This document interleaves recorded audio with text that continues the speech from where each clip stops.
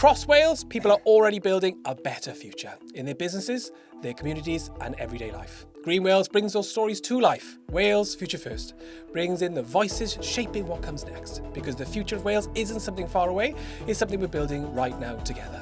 Today we're joined by Derek Walker, the Future Generations Commissioner for Wales. Derek's role is all about holding Wales to account on long-term thinking and making sure the decisions we make today protect the future, so it's great to have him with us. How are you doing? You all right? I'm really well. Good to be here. It's an absolute pleasure to have you here today, and it's lovely to have you in the studio. So thank you for that. We're asking every guest the same set of questions to build a shared picture of Wales and its future. So what's better off to do and start? When you think about Wales in 20 or 30 years, what does a good future actually look like? Well, I think a good future for Wales is probably what most of us are wanting in the future. So we want longer, happier, healthier lives. At the moment, healthy life expectancy is declining. So we want to see that increasing again. I was looking at the news today and you see people unable to afford to eat. You see people struggling with the cost of living due to prices of oil spiking. So what we want to do is to see poverty eradicated in Wales, people having enough to eat and feed their families, people having housing, people having their basic needs met. We want to see nature recovering in the way that it's not at the moment. So in the Wellbeing of Future Generations Act, we have these ambitions for our country. These are things that we can achieve, I think, collectively. And we want to be seeing that happen for generations that follow us. Thank you. And, you know, you hit the nail on the head there, where people with the cost of living crisis are really struggling at the moment. I've said it a few times, I've been on a journey with sustainability myself in the last 6 years. Yeah. And what I found is I try to do like incremental change. Yeah. Little thing. And what I found every time I've made that change is I've enriched my life more. I have more money to spend. I am more insulated from shocks.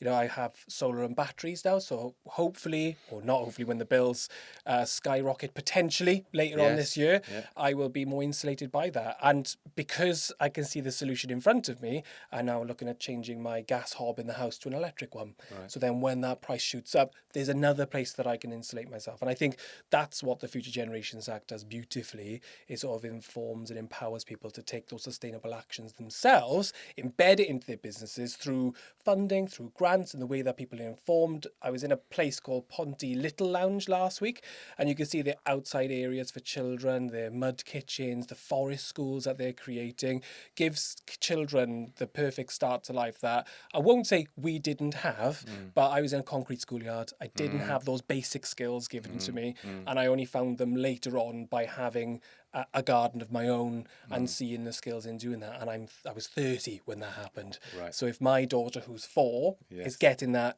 early on, that means she'll be a much better rounded person with an appreciation of society, the environment, a value on community as well, and all the work that you do. I think it feeds into that for the future prosperity of Wales. Yeah, absolutely. And you've hit the nail on the head a bit there, because it's about acting today for a better tomorrow is the line we use. So it's making a difference for people today, finding those win-wins, but those things that will also be important for our children and our grandchildren. And those things are out there, so we can take action today which will, you know, reduce our bills and insulate our homes in the way that you're doing, the way that I'm doing, but also that will clearly have a big impact, and if we all do it, we'll reduce climate change, hopefully.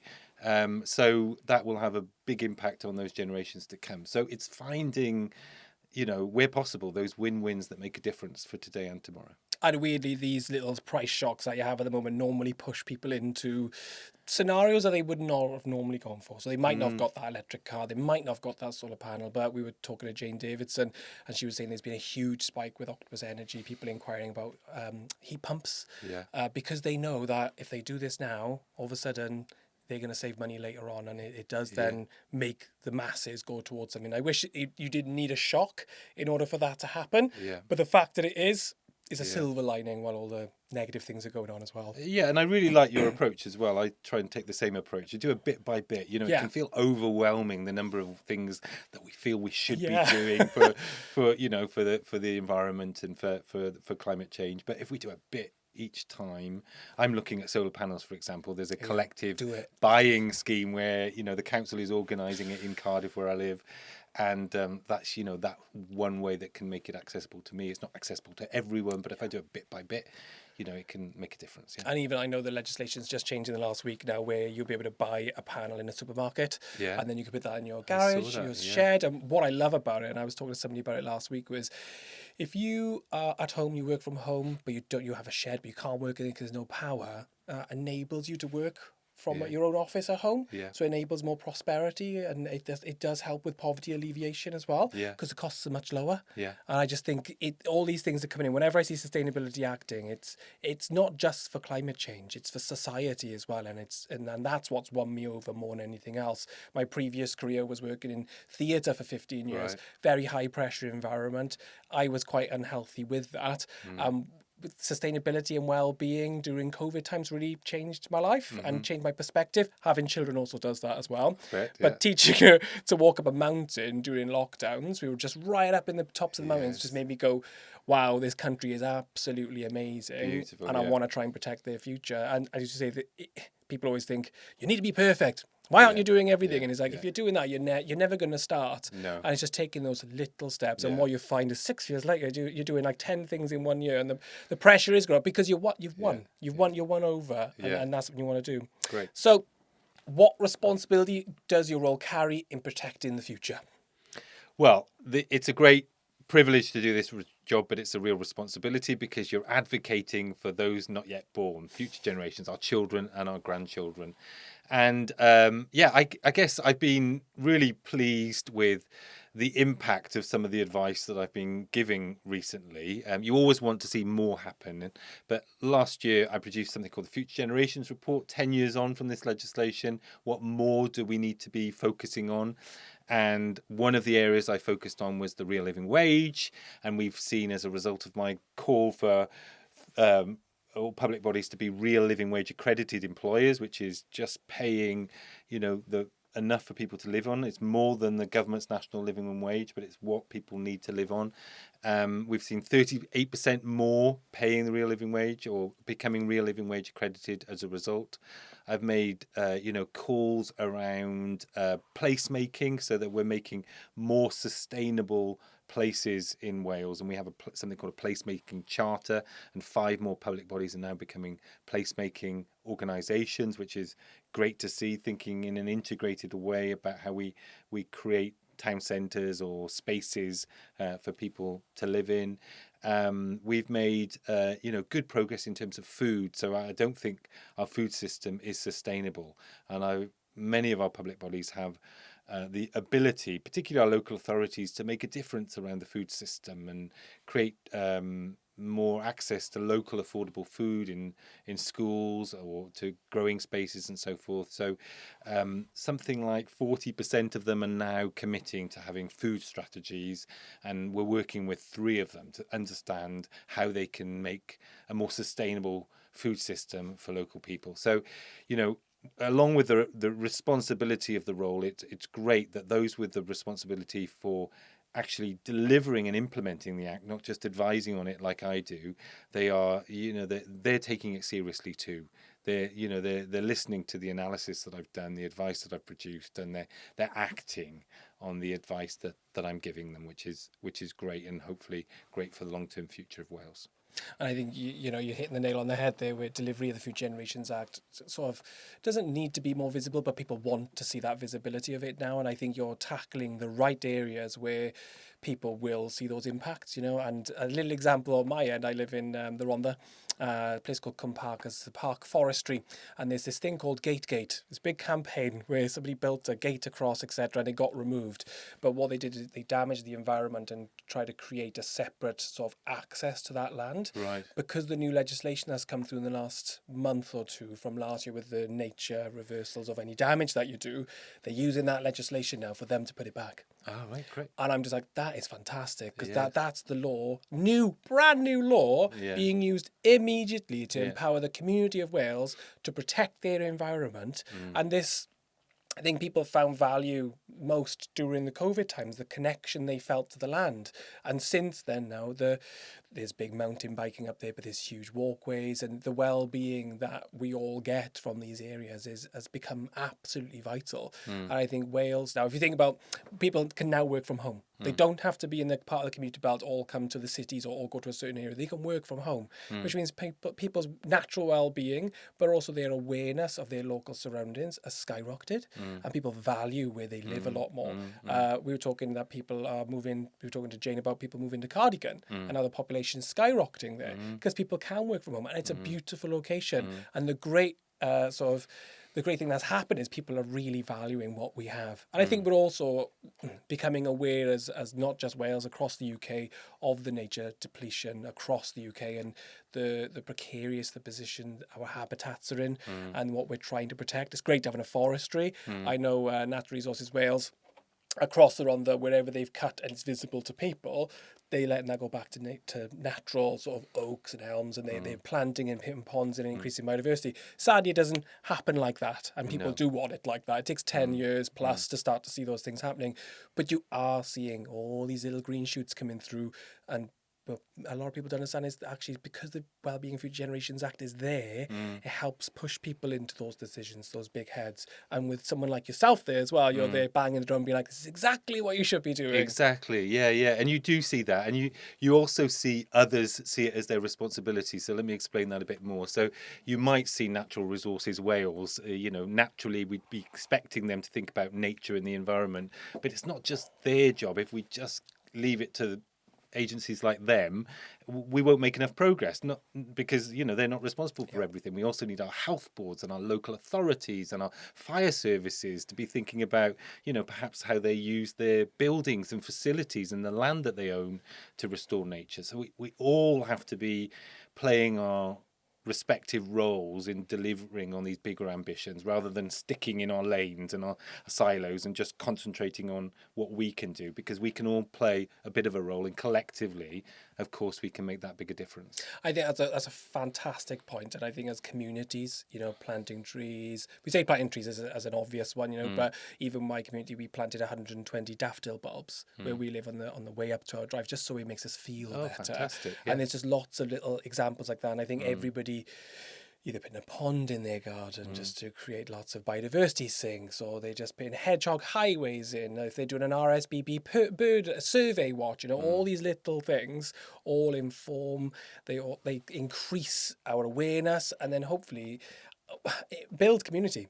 That's for me the big thing, is building community, and we're coming from a low place, I think, at the moment, but actually all these projects and everything coming together and people feeling empowered, hopefully then drives through to community building.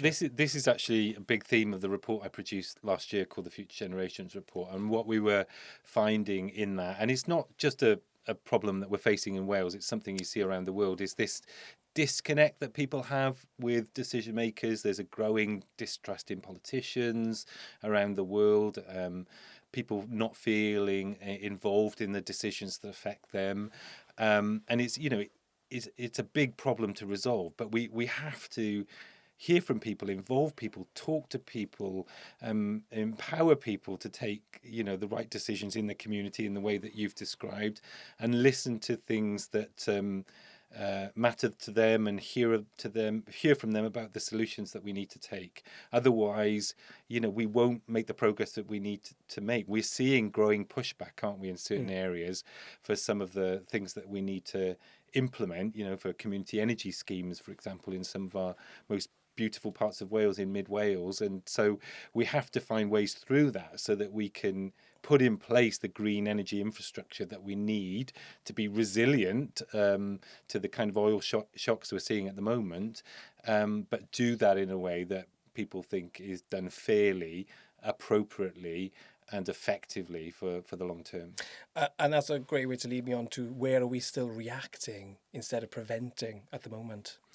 Well, health is probably the best example of that, in that we are, spending more than half of the Welsh Government's budget on health, and the vast majority of that money is being spent on dealing with illness, not on keeping us well. So it's giving us, medicines or operations, and of course that's needed. And people don't want to be stuck on waiting lists, and they want to be supported to get well. Of course that needs to happen, but we know it's something like £1 spent on prevention kind of activities saves £14 for the public purse, and is a better outcome for people as well. So if we can be spending more on keeping people well, we would have to spend less on dealing with the consequences of ill health, and that's a tricky thing to turn around, but we urgently need to do it, because the NHS is not going to be sustainable if we carry on the path that we're taking. So one of the pieces of work that I'm doing now, and it sounds a bit technical, but we're looking at the budgets of our health boards and our other public bodies, and we're helping them to understand to what extent their budgets are actually contributing to prevention. And by shining that spotlight and seeing how small that amount of money is, it's helping them to take different decisions. Right, we need to go from 2% to 5%. We need to, this budget clearly could have much more of a preventative impact. Let's do more in the preventative space. So I think health is a good example of that. But there are so many other areas as well. I was just in a meeting just yesterday with people that work with young people, children with behavioural challenges. And actually they talked about the expense of supporting those young people to deal with the challenges that they were facing, and how expensive that can be, how sometimes it means out of county accommodation and all this sort of thing. But actually if they could get to them far earlier, before the problems were occurring, before the discipline issues were happening, before the mental health challenges were facing them, it would be much cheaper for the public purse, but also much better for the young people as well. Before they got into this really difficult situation, they were being able to be supported with the challenges that they were facing. So this is the type of stuff that we need to do. This might sound really impossible, but it can be done. You just need to look at the fire service. If you look at what they've achieved, it's pretty staggering. So let me check my stats to help me with the please statistics, because it's a lot to remember. But since 2001, 2002, according to the data that I've got here, we've seen something like a 70% fall in the number of serious fires, which is huge, isn't it? House fires, dwelling fires have reached their lowest ever level. And this is, I think the North Wales Fire Service are reporting something like a 43% decrease in fire fatalities and casualties since 2009-10, so 15, 16, wow. 17 years. And so we're seeing this pattern right across Wales and right across the country, and that's making huge savings in terms of the property damage or the social savings. But what is about the impact of the people involved, and in people's homes and their family members and people in our communities? That's massive. So I give that example because it shows what can be done. It's not, we talk about prevention and the need to focus more on prevention, but where we're doing it, it's making a massive difference. We're seeing this impact on people's lives. We're seeing a positive impact on the public purse, and that's been done through preventative work, like work in the communities, education, those things we have on the ceiling to detect smoke and heat and so forth. All of that is making a massive difference. And so, we need to be thinking prevention right across the board to make savings and improve people's lives, for the long term. And, with preventative action, it's also long term. Like this is something that's happened since 2001. Yeah. So the long term decisions for the fire brigade and what they're trying to do for society has had those huge impacts, which if you didn't do any of those things, the impacts would be far greater now. And you could probably say the fires would have gone up because that exposure and that education wouldn't have been there. And it's been there now for, you could say, 2 to 3 generations, 20 years, 2 sets of kids have come through that, and that's embedded through to the parents to the children. So the long-term money saving as well, then on top of the NHS and as you say, the damage it would have done to society, if families heartbreak, etc., and what that does to societal breakdown, all that's been prevented by having a long-term vision. You have to have that long-term vision, and you've got to create a shift, because at that time they were having to spend a lot of resources, weren't they, on fighting fires. But, we also thought at that time, right, we've got to shift some money and some time to preventing fires, and gradually, as a society, we're going to reap those rewards. And, that's the kind of approach we need to see in other areas too. Yeah, and just to touch on that, is it helped us get ready for the next 20 years, where now we're changing the way that we live from the past 20 years, from having gas-fired boilers, and the way that we live allows, to Bluetooth devices, to electric bikes, to electric cars. And the training that we've now received over the last 3 years gets us ready for the future and the next 20 years in front of us. You were talking about the fire. I was like, oh my God, yeah, they would. I remember they would come to my home and they put a free fire alarm in. Yeah. And you'd go to events in Cardiff or whatever, these big festivals, and they'd show you displays and they'd have interactive things. I went to a Brecon County show last year, and they were there with children and they were doing activity. And you just don't. Sometimes you don't put all the dots together, why they're doing this and where this all comes from. Yeah, there's a purpose to it. They're not just having a day out, which is, or showing off their fire trucks. There's a real purpose to this, and it's having a big impact. The figures are incredible. I'll dig them out for you, because they're really, really impressive. Yeah. Yeah, maybe we can have them going at the bottom of the screen. There we are, something like that. As we're whatever chatting, you can that'd be do. great. Yeah.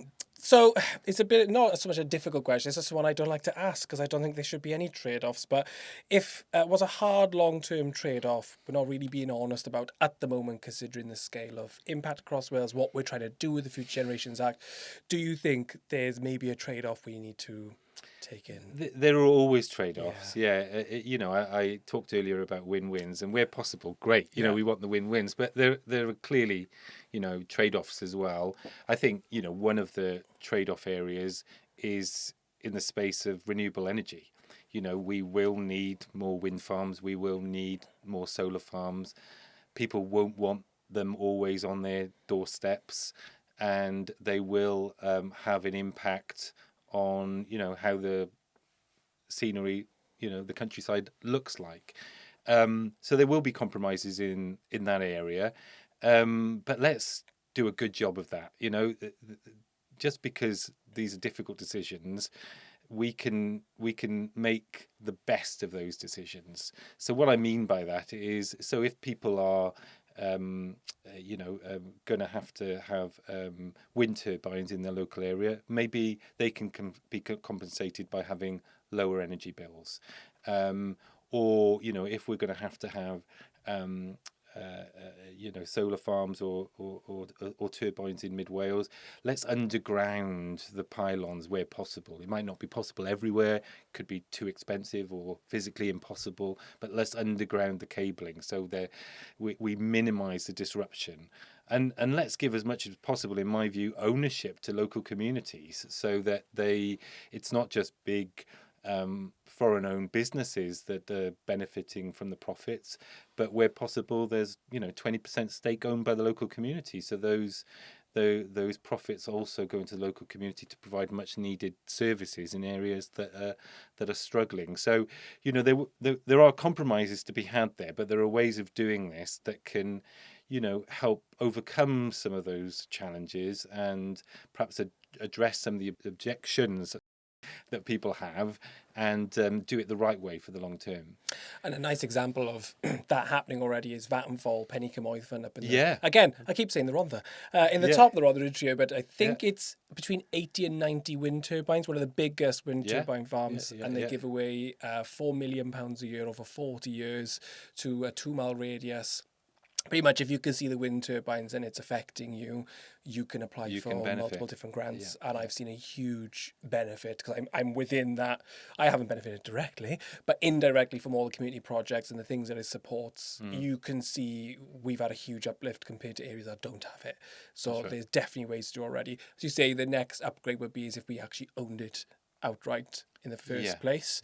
But again, I think it's far better the way that we've done it than a normal where it just comes in, stakes the claim, no one benefits other than the company that's coming in. And obviously our carbon emissions drop as well, which is a good thing. Our energy is coming from clean. I think, you might know more than me, the wind turbines power, I don't want to say 250,000, but I want to say 250,000 houses. Yeah, I'm not it's sure. such actually. a big, and I think they're upgrading some of the turbines as well while they're up there. Yeah.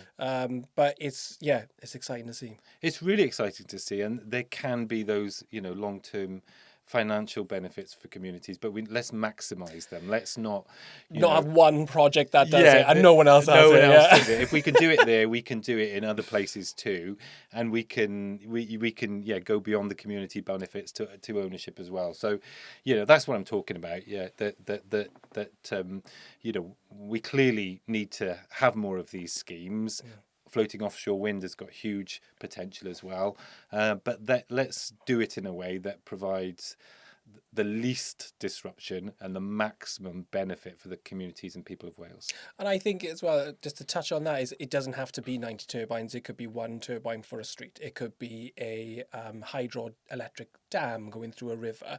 In Japan, they're very good at doing this, where they've got all these little micro energy units powering the entire country. Yeah. The community own it, the community benefit from it. And that's what I'm hoping to see in the next 10, 20 years in Wales, is us as communities starting to take ownership of our own power, but then benefiting from it socially, economically, and everything else, and at the same time guaranteeing our futures as well. Yeah. There are other big compromises as well, of course. I think perhaps the other one that sprung to mind as you asked the question was around consumption. The figure is something like, if everyone consumed resources in the way that we do in Wales, we'd need 2.08 planets or something like that. So that's not sustainable because, we can't carry on like that. We don't have 2.08 planets. So we have to do things differently, make better use of reuse and repair and recycling.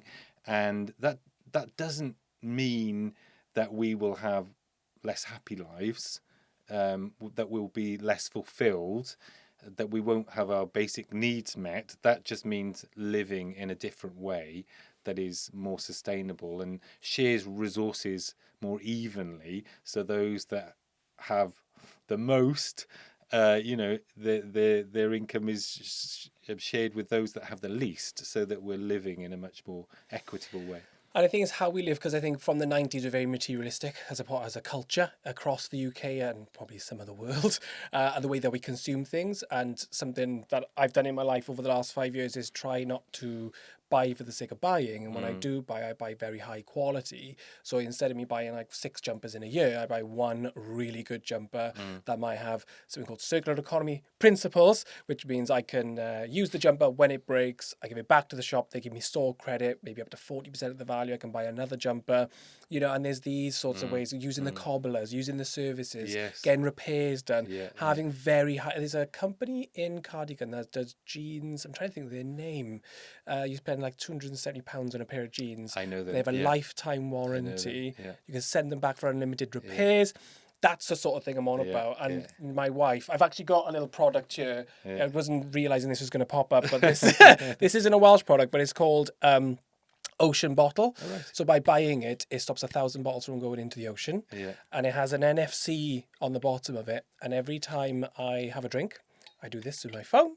That informs the people who measure the social value and pay for the projects, and that continues to pay for the project because it shows you your actual impact live. And I was like, that's a bit of me. But, if you think about, if I buy a normal bottle of water, plastic, you're talking 80p. This was, someone bought it for me as a present, but I know it's like £35. So it's a really expensive gift, but it's dishwashable. It's going to last me a long time. It's having a good impact. I'm doing something good for the planet.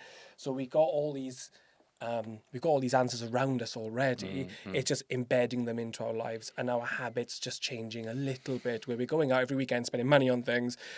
For me and our family now, we spend money on going to national parks. We go out experiences. And an experience could be just a woodland, a waterfall, just genuinely getting out there, because we find that the children are so I say better behaved. They are better behaved, but and I say less demanding because they are less demanding. So they don't see a shop and go, oh, I want that. Oh, I want this. Oh, I want that. And by the time you're at the end of the day, you're like, I spent £200. Yeah. Where if I go to Brecon Beacons National Park, I've paid for the parking. I've had nice coffee, but we've took a packed lunch. We've had a much more individual experience and a much better. We're all better for it when we come and away. Supported some local businesses probably buying that coffee. Yeah. Exactly. You know, they all be around the area, which is exactly what I want to do there for them and for Wales. So where does long-term thinking break down in practice, and what does that look like on the ground, do you think? Well, great question. So, one of the things that I've thought about when I came into this job was there's a lot to ask, isn't it? In the legislation, we can't just say you've got to think long term without giving people the tools and the information to be able to do that properly. So, as part of the legislation, and one of the things that will happen this year that is something called the Future Trends Report, which is worth looking out for, and it's probably out in December-ish time, end of the calendar year, and that gives our public sector organisations information to guide them on the future trends that are going to be affecting Wales and where we're heading if we don't act, and so that they can take that into account when they're putting their own plans in place. We support public bodies as well with the tools, not just the information, but the techniques and tools, things like something called the 3 Horizons model, where people can, think about, where we're currently going, where we want to be going, and, what's the path to get from where we are now to there, to where we want to be. And so in practice, there's a lot that goes on behind the scenes within public bodies to think, well, how are we going to think 30 years ahead? And what information do we need to have to understand what 30 years ahead looks like? And if we want to get to a different place from where we're heading, what are the actions and the steps that we need to take? So a lot of that work goes on behind the scenes. But also there's some really creative things done by our public bodies to talk about this. So Banau Brycheiniog National Park, for example, we were just talking about national parks. They use something called postcards from the future to sort of help communicate their plans to the people of the living in the national park area and around, so that they were having postcards written by someone in 2050 or 2045 or whatever it was, to say, well, thank you for taking that action in 2026, because now I'm able to find a job in my come back to Brecon and live in this area, and the jobs have returned, and the nature that wasn't around when I was growing up is now back there, and I can now swim in the river because it's clean and healthy again. And those sorts of communication tools, I guess, ways of doing things, are also a nice way of helping people feel, I guess, what the difference will be like should we take these steps. If that makes sense. No, it totally communicating the difference in a real way, meaningful way for people, of what will happen in future. That's great, and you corrected me as well, because I said Brecon Beacons and it is Banau Brycheiniog now. I should know that. I lived in Brecon for 2 years. I worked in Theatre Brycheiniog, so I'm more than well versed in that. So apologies for getting the name wrong, because I totally do support the Banau Brycheiniog. No, that's great, and again, as you say, it's how we communicate that across, and using, I think, is it called postcards from a future? I'm trying to think what it's called, because there's a workshop. Postcards from the future. Yeah, that's what it's called. I think so. Yeah, and I've run a couple of those workshops at some climate sessions, and it they're unsettles, powerful, aren't they? Yeah, it really unsettles people, I find, because they're like, oh my god, because there's a book I've been reading called The Good Ancestor. Oh, I've read it. Yes. Everybody should. I think everybody you're trying to help think 30 years in front. Give them because I listen to audiobooks. Give them the audiobook. He will read, because it'll give them the tools. And I find that is, because it's 7 generations is what they talk about, isn't it? Because is it the Apaches, the tribal leaders? They wouldn't make a single decision without consulting the 7 generations, and if it didn't affect 7 generations in front, they could make that decision, which meant they didn't make a lot of decisions, but what they did think about was long term. Well, it's great, that book, isn't it? I loved it too, and because it I guess it makes me realise, what we're trying to do with Wellbeing Future Generations Act is just drawing on the experiences and the things that others have done, for hundreds and hundreds of years, ever since, humans have existed, possibly. And these are things that we've forgotten how to do. Even in Europe, people were building cathedrals. They started building cathedrals. They weren't going to be around when those cathedrals were completed. They were doing that for future generations. And somewhere along the line, we've lost that long-term thinking. And wherever I go, when you talk about it to colleagues or to friends or to people that you meet, people get the logic of it. They understand why we've got to be taking the right decisions for the future and not just acting for today, but doing that at the same time. And so, you generally get, good support for the common sense nature of this approach that we're taking in Wales. I think the reason why some people, or a lot of people, even myself, sometimes you don't think long term is because the world is so fast these days, and the way we're fed information is so fast with social media, with the news.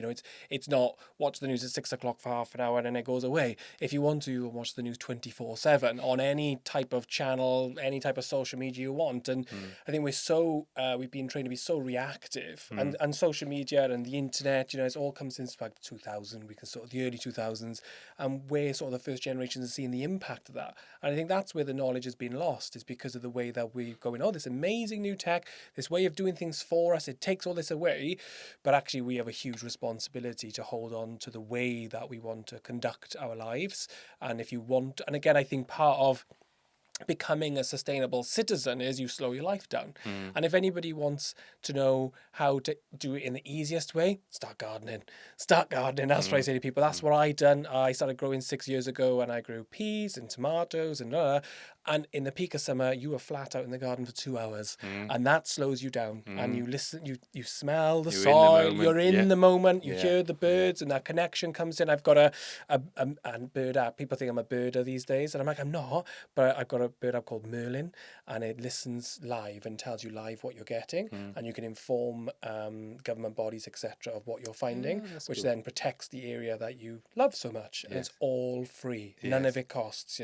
So people think I'm like a massive bird owner.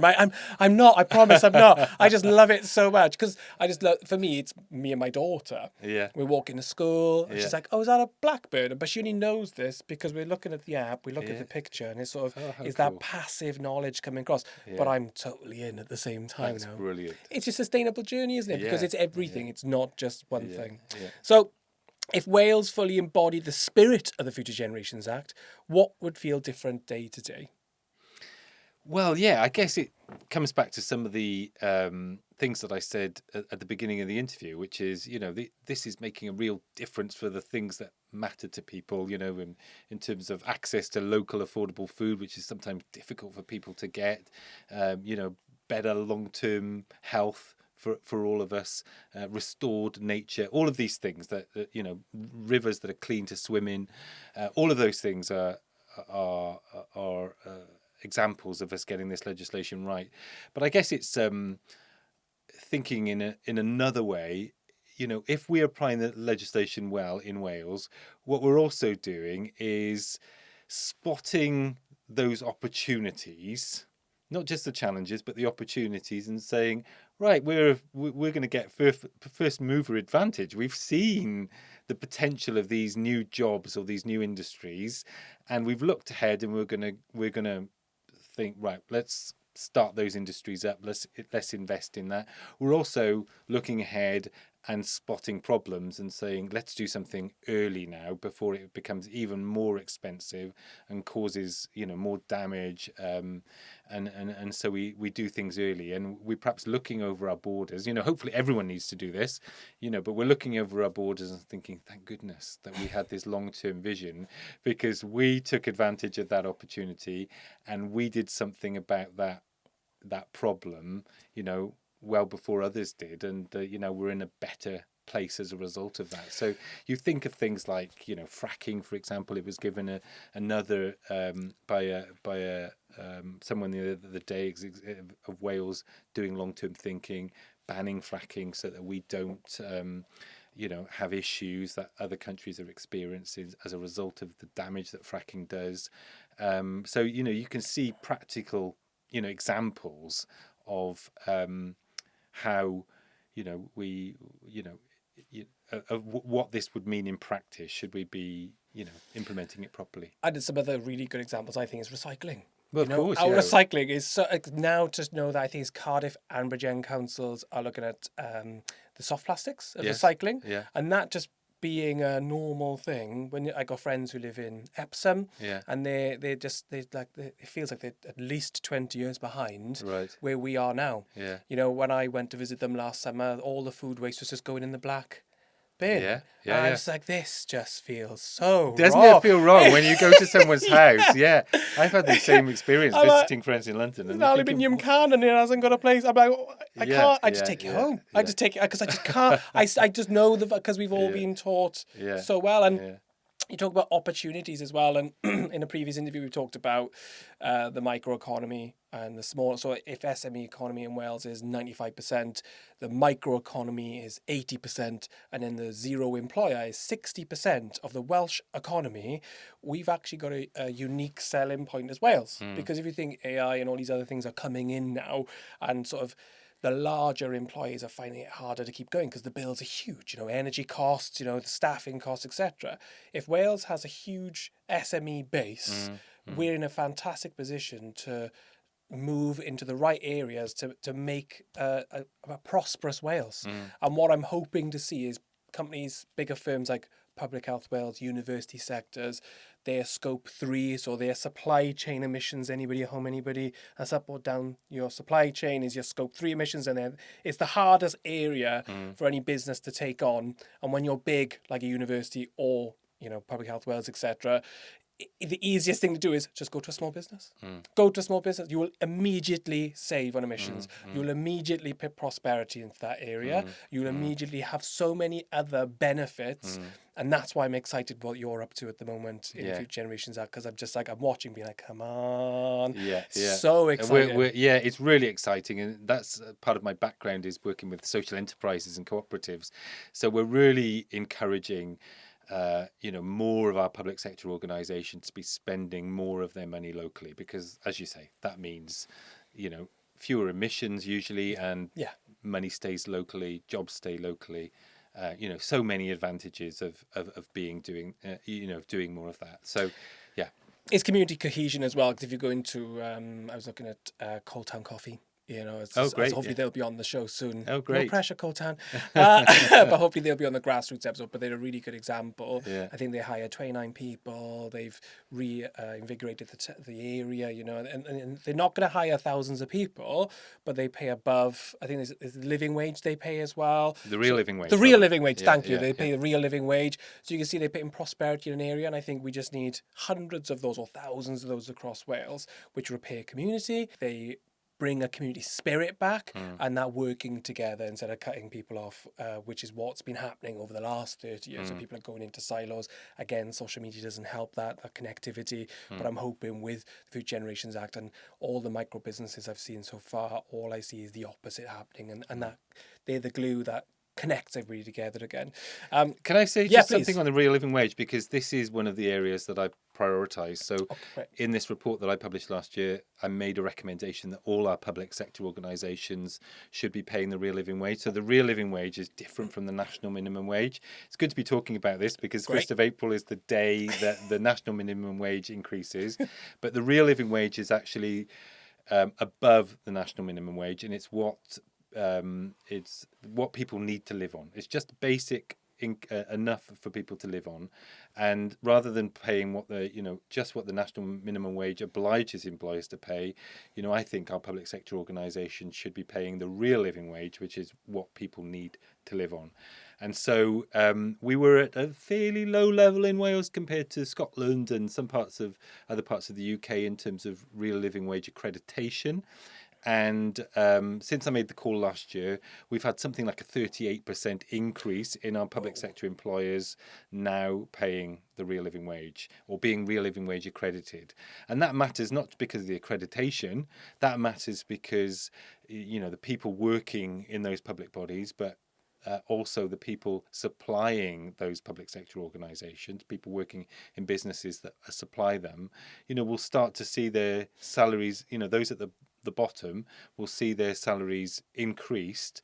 And that, that's so important to addressing cost of living and addressing long-term poverty issues that we have in Wales. So, good start. We've got a long way to go, in terms of other public bodies becoming real living wage accredited. But I was delighted that we've seen this, this momentum since the report was published last April, and we'll keep at it for the rest of my time in this role. I love that. That's great. I'm loving that. I'm glad we found that little synergy. Okay, if someone watched this conversation in 30 years' time, what decision would you hope Wales made today? Well, I think we're at a time of an election in Wales, and so what we need is the next Welsh Government, the next Welsh Parliament to be picking up the baton and going further with this approach to protecting the interests of future generations. So we've made some big changes, some important changes. We've talked about recycling. You can look at changes to the curriculum. You can look at the investment in sustainable transport. There's been some big, important differences made in Wales as a result of this legislation, but we need to go further and faster. And so what I would hope we would see happening as a result of this election is that next Welsh Government picks it up, keeps up the momentum, builds that momentum, and takes, important decisions to protect our future, restore nature, safeguard our health, all the things that we need to happen for the long-term future of this country. So, yeah, bold action is what we need. And I definitely double with that, and I think we're at a point now where these decisions really need to start happening because the climate is sort of changing now. We are getting wetter winters already. We are getting drier summers. Yeah. We are seeing the pressure points happening across Wales. And I think now is the time to really start to act on those things. And thankfully, I can say so far so good. We always want more. Of course. We always want it's more. It's my job to be impatient. Yeah. I'm glad you are as well because, the longer we leave things, the more expensive they get to fix. Exactly. And the more damage that they do. So we've got to get on with it. And this is why this exists. The grassroots version is to just go out there and go, here's some amazing examples of people doing it and celebrating those. Like I call them sustainable heroes. I put them, they're part of a GreenWales collective where we can put people together. We have a collaboration station where we encourage people to collaborate. And what I'm hoping to be is that connector. So going, someone in East Wales needs something that West Wales has the answer for. Put them together. They both benefit. They both become more prosperous. They both connect. Supply chains get less. The Welsh economy survives and gets better, if anything, and society grows for it. That's what I'm trying to do because I'm impatient. And I'm like, right, I never meant to be in front of the camera, but it has happened. But the passion is because of the passion, and I think we all have that sort of climate anxiety, and some of us hide away from it. I can't say I'm always amazing with my climate anxiety. Sometimes I hide away from it, but the best way for me dealing with it personally is to go out there and make a change. Do something. I got to do something. I can't just sit back and write policies. I have to go out and do it. And if we all do something, it adds up to a huge thing, doesn't it? Yeah, I think that's it. And you've got the scientists who come along with all the data, and you've got the creatives who can give the visuals and put that together. And what we try to do here is that, and what I try and do, and what I try and do, what I see all the time is plenty of people using their skills, using what they're passionate about, and embedding the same things. And that's what we're here to try and celebrate. And with the GreenWales Future First, it's about bringing the heads up, bringing them down for everybody to see that we're all doing the same thing. We all have a role together, and together Wales I'm hoping will be absolutely amazing. Yes. And a place for us all to live in. So, and that brings me nicely on to, it's a nice question, but I think for yourself and maybe Jane, probably the most difficult question of all. Right. So is there a project organisation, and I'm going to give you up to 3, just in case you need 3, okay? Right. In your orbit that you think is quietly doing brilliant work that GreenWales should go and see? And I say it's difficult because there's so many aspects to it. It could be a piece of research. It could be a company. It could be a charity. We like SMEs and micro businesses. We really like that because they're the ones who don't have so much support, and it's about bringing that sort of lens onto them. But because your job is so vast, I'm happy for it to be projects, charities, research, anything. As long as it's aligned, obviously, which you're 100% going to do to the Future Generations Act. Well, I could probably spend hours talking to you because one of the brilliant parts of this job is you get to see some amazing stuff like you're seeing right across the country. and people making a really big difference in their communities or nationally. Right, so let's give you a few. I mean, the Welsh Veg in Schools programme, I don't know if you know about this one, but this is a great one. So this is about supporting local veg growing, and then that veg going into local schools. We have universal free school meals in junior schools, and the young people are understanding more about those vegetables. They're seeing where they're grown, they're knowing how to prepare them, and then seeing them on their plate. So that's helping with healthier diets, local food provision. I think we've got 13 out of our 22 councils now signed up to that. And I've called for all of them to be signed up, and hopefully we will get there.